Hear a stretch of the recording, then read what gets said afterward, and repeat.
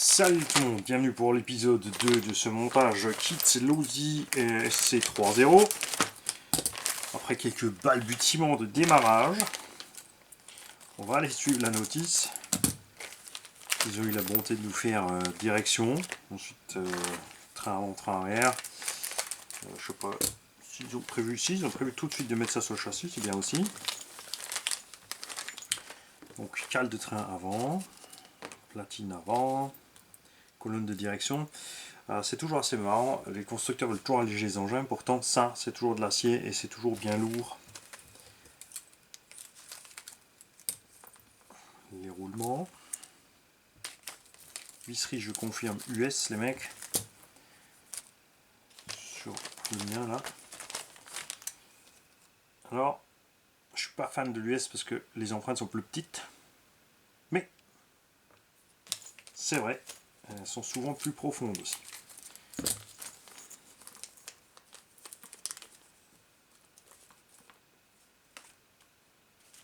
Et alors, on a ici des vis spécifiques, donc ça ira sûrement sur la barre d'Ackerman. Même les écrous Nil Stop là sont en alu. Tu crois ça? Mais pas les colonnes de direction.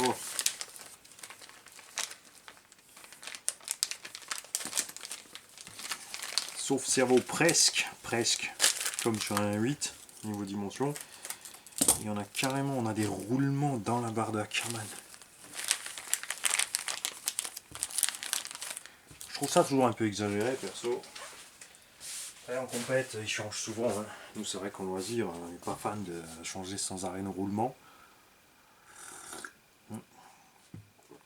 Tu vois, regarde.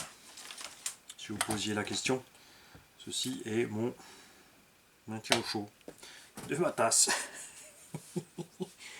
Alors, il faut monter la première biellette. Tu as pour ça ici un BTR. Normalement c'est un BTR. Non, même pas d'IA, il n'y a pas d'empreinte. C'est pas un pas inversé non plus. Il te faut les deux rotules là.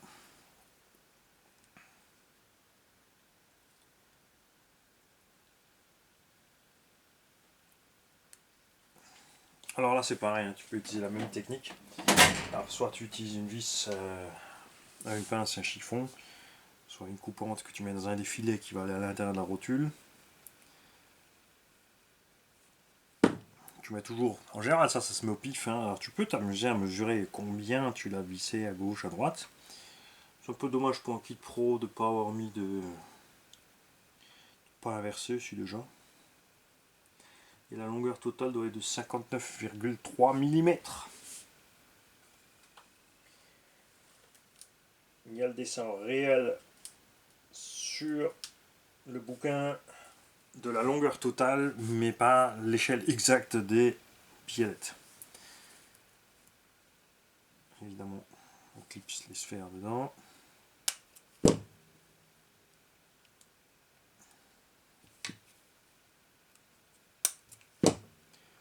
Ok, celle-là elle est prête. Là, on peut déjà mettre les roulements, qui tiennent bien, ça j'aime bien chez Losi. Corne de cerveau, alors là il y aura plusieurs options. Regarde, on a une grande dentition qui contiendra une petite dentition selon le cerveau que tu vas utiliser. Donc ça on peut laisser de côté pour l'instant.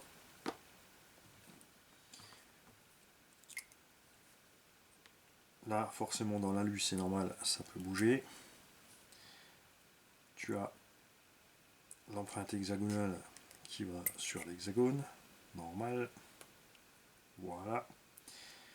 La direction ensuite est montée classique.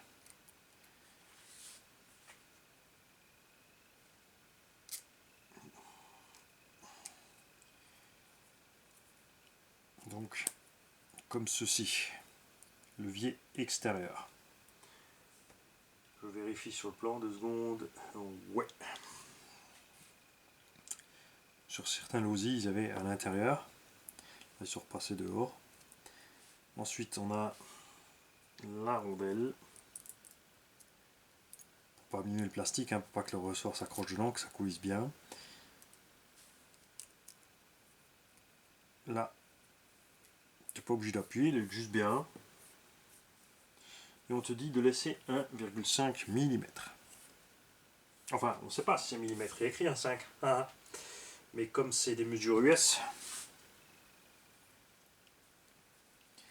tu peux t'accrocher mon kiki.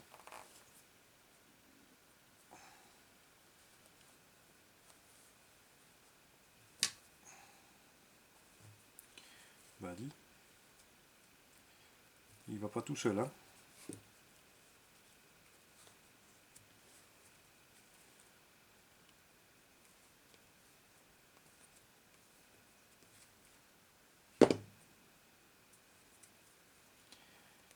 Ouh la vache, il est dur, hein. Ouh. Moi je vais pas laisser dur comme ça.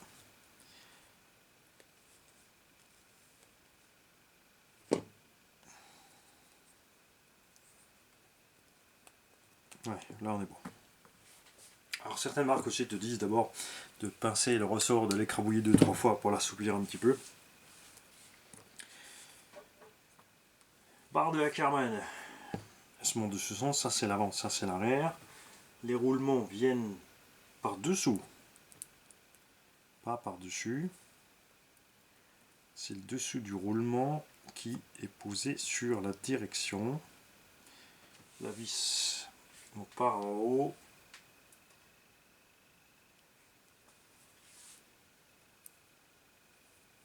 Assure-toi évidemment que tu sois bien dedans là. Tu vois là on n'est pas tout à fait bien. N'oublie pas que les ciseaux, qu'est-ce que tu fais?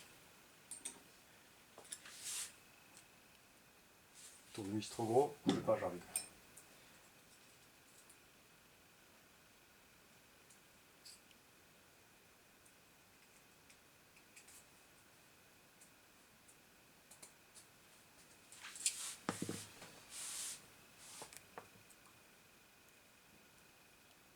Alors normalement le roulement devrait faire pile l'épaisseur de la barre, ouais.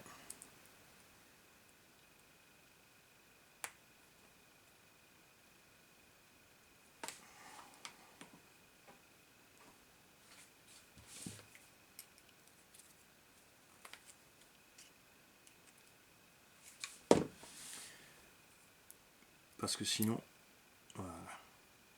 Parce qu'il ne faut pas que la tête de vis évidemment écrabouille l'ensemble.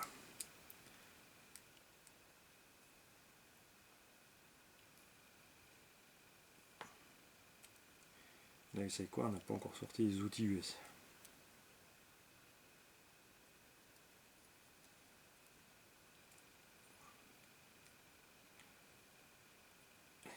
Tu vas prendre. Ça, c'est les petits combats du matin, comme ça, des fois. Alors.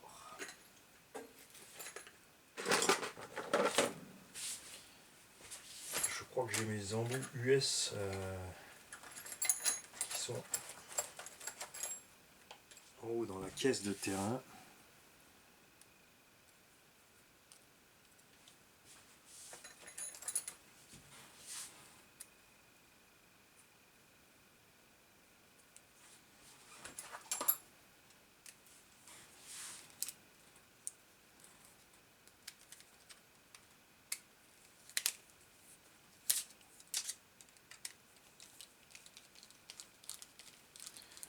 Alors, on va serrer ça.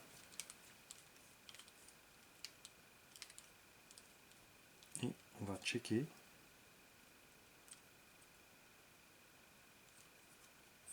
Ah, tu peux pas serrer comme tu veux quand même, ça commence à le gripper quand même. Hein. Je trouve ça un peu couillon d'avoir mis un roulement. Si tu dois quand même faire gaffe à la pression. Parce que là du coup vraiment on était pareil avec une simple bague. Effectivement c'est un peu juste, le roulement ne fait pas tout à fait la dimension de la plaque. Et la vis peut serrer sur la ferraille. Je trouve pas ça génial.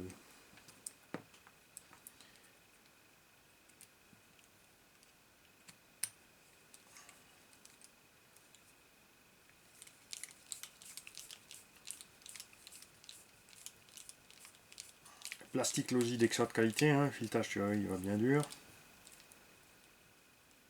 Tu vois, on arrive à le bloquer.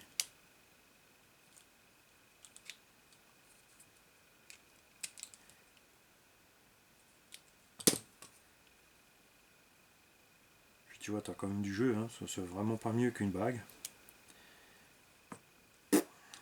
Pas convaincu, Mani. Bien. Tiens, on n'a pas les... Ah, les billets de direction sont livrés dans le train. Ensuite, donc ça, ce seront les vis qui vont aller là. Même pas, non, ça c'est puisque là c'est des vis peut-être là-haut, je ne sais pas. On va voir ça. Bien. Alors ensuite dans le kit, on se dit une fois que tu as assemblé ta direction, voilà. Donc ça,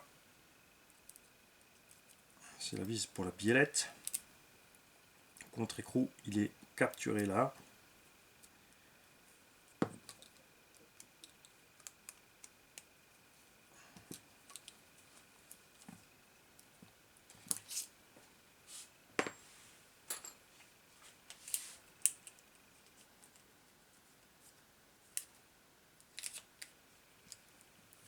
Qu'est-ce que j'aime pas ces petits sets d'outils là. En cas d'urgence c'est bien, mais pas vraiment pour travailler pleinement, hein.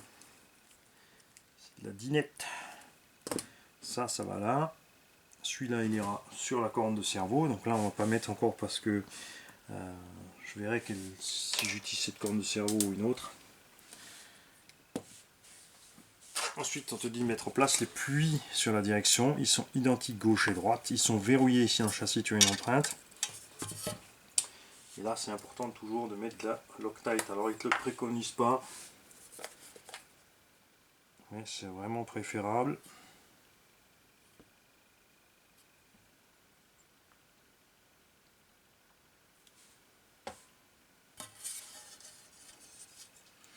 Alors attention, on a plusieurs longueurs de vis. Nous en avons deux courtes, deux moyennes.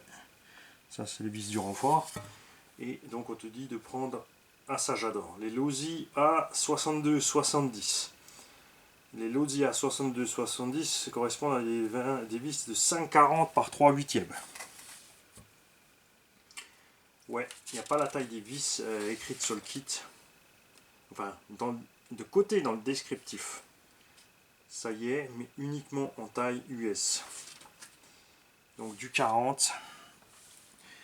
Donc je vais te donner l'astuce. Je suis allé voir dans la notice vite, celle-là c'est aussi du 40. On est donc sur celle-là. Et les deux plus longues sont celles qui vont aller dans le support ici.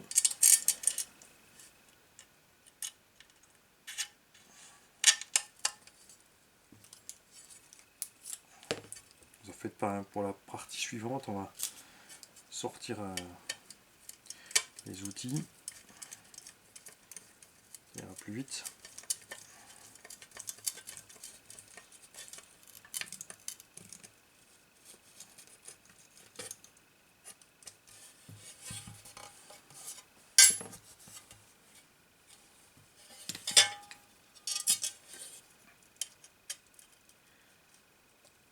Après c'est pareil, hein, moi je trouve c'est un peu... Ouais. L'époxy, c'est peut-être qu'on met déjà le lave en place pour que rien se balade. Pareil, de nouveau des espèces de conflits, tu montes ton kit et après tu as les éléments pendant ce temps qui se promènent sur le châssis.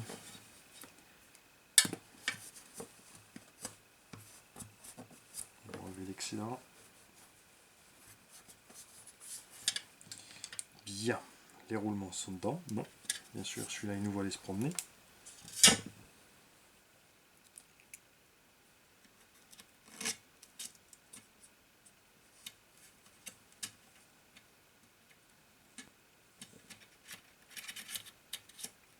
Forcez pas, ça doit y aller tout seul. Tout doit bien fonctionner. Ça accroche un peu, hein. Là on était libre, mais il faut monter dessus là pour l'instant. Ça va se libérer tout seul de toute façon. Là c'est pas compliqué.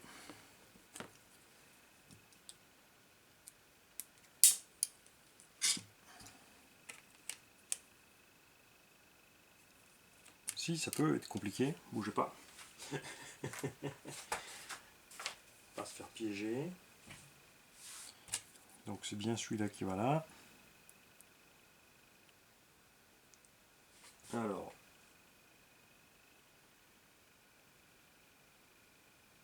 Donc on a les deux justement 5 par 40, c'est celle-ci. Bon ça c'est étrange tu vois par contre, que les vis ça est déjà dur dans le plastique. Ça, normalement mécaniquement tu fais jamais. La pièce qui est montée entre la vis et son filetage, si le filetage n'est pas dans la pièce, doit être libre. Parce que sinon tu peux être serré.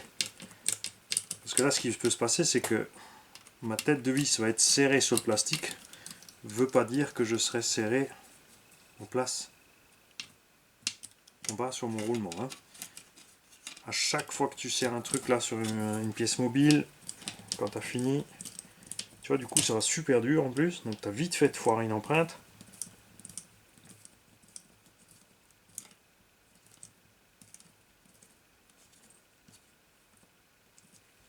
Donc quand tu as serré chaque vis, tu contrôles le bon fonctionnement de tes pièces mobiles.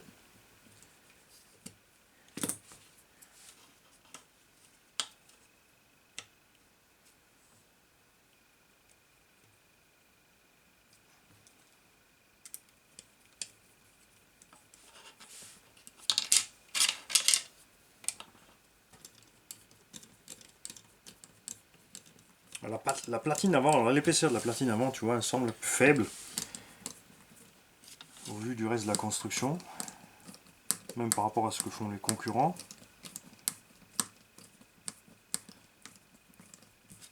Je pense qu'ils l'ont calculé en fonction d'une certaine flexibilité justement.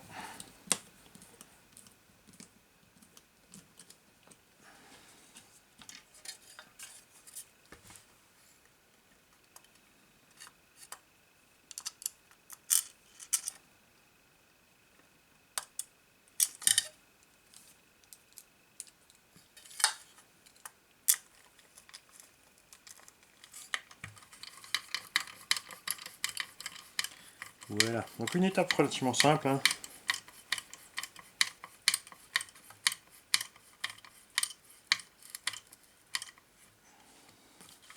Et comme dit, tu vois là, tu manies déjà le châssis. Ensuite, tu vas monter le train avant. Tu vas remanier le châssis.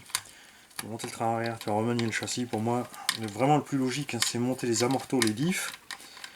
Ensuite, préparer tout le train avant complet, le train arrière complet, la partie centrale. Ensuite, poser le châssis, tout visser dessus. On se retrouve avec moins de manip. La partie huileuse fait déjà au départ. Et comme ça, après, tu peux juste avancer sur ton kit. En direction n'est pas encore super libre, hein. Ça je pense ça va venir au bout d'un run ou deux. Ça va se libérer tout seul. De toute façon, avec le cerveau qu'on a à l'heure actuelle, c'est pas trop le problème. C'est clair.